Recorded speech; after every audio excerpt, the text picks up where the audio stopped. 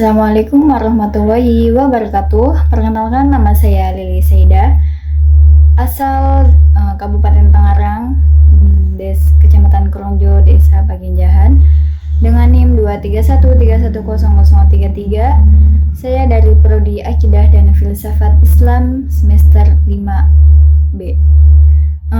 Di video kali ini saya akan membahas tentang dua hal penting, yaitu pertama tentang konsep keadilan sosial menurut John Rawls, dan yang kedua, apakah demokrasi bisa mewujudkan keadilan sosial.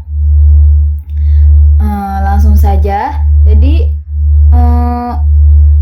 menurut Rawls, keadilan itu bukan cuma soal orang yang dapat bagian yang sama, akan tetapi juga bagaimana aturan dan sistem sosial ini dibuat supaya adil untuk semua, terutama buat mereka yang kurang beruntung. Dan Rawls punya dua prinsip utama.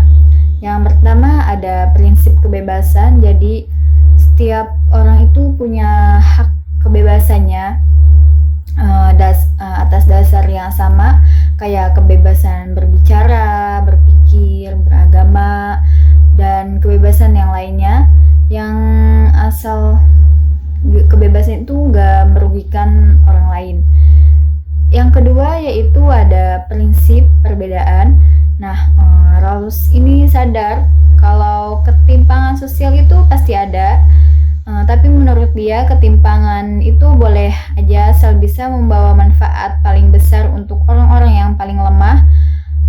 Selain itu juga kesempatan ini dibuat dapetin posisi penting dalam masyarakat yang harus terbuka buat semua orang secara adil. Rawls juga ini punya cara berpikir yang keren banget. Namanya veil of ignorance atau selubung ketidaktahuan. Bayangin jika kamu lagi bikin aturan masyarakat tapi gak tahu kamu nanti bakal lahir jadi siapa, kaya atau miskin, laki-laki atau perempuan. Nah, otomatis kamu bakal bikin aturan yang paling adil buat semua orang karena kamu gak mau ngerugiin juga kalau ternyata kamu ada di posisi paling bawah itu. Itulah inti dari keadilan versi Rawls, yaitu adil bagi semua dan bukan cuma untuk segelintir orang saja. Dan di bagian 2 yaitu ada demokrasi dan keadilan sosial.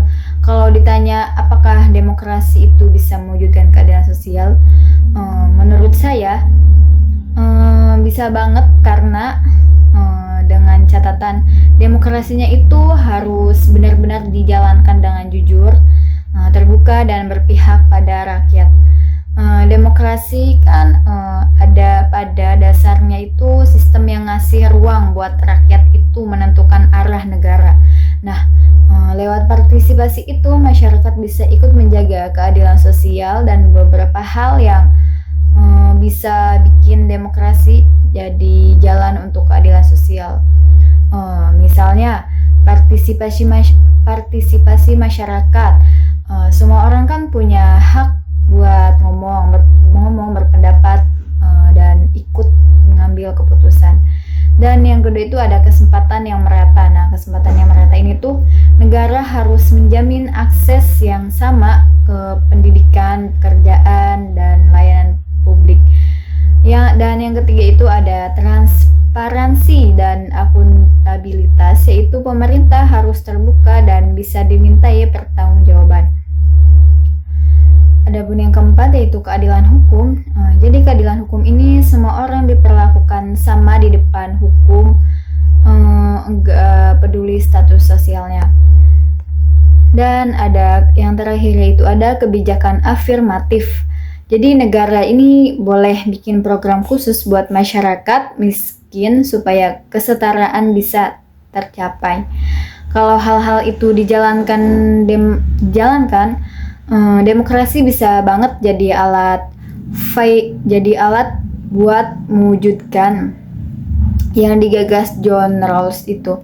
Karena intinya demokrasi bukan cuma soal milih pemimpin, tapi juga soal bagaimana sistem itu bisa membawa manfaat untuk semua, terutama pada yang lemah.